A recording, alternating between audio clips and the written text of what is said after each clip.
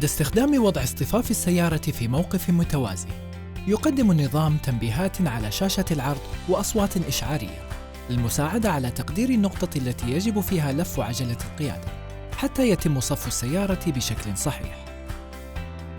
لصف السيارة في موقف متوازي، حافظ على توازي السيارة مع الطريق واترك مسافة 1 متر بين سيارتك وبين الموقف.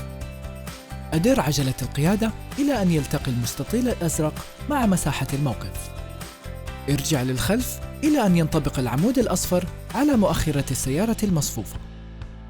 حافظ على عجلة القيادة في نفس الموضع، وارجع للوراء إلى أن يلتقي الخط الأزرق المنحني مع ركن الموقف. أدر عجلة القيادة بالاتجاه المعاكس إلى أقصى حد، وتأكد من محيط السيارة بواسطة المرايا.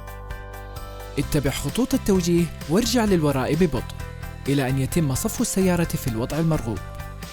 عند استخدام نظام المساعدة على صف السيارة المتوازي، سيتم إيقاف النظام تلقائياً إذا تم فتح الباب الخلفي أثناء استخدام النظام.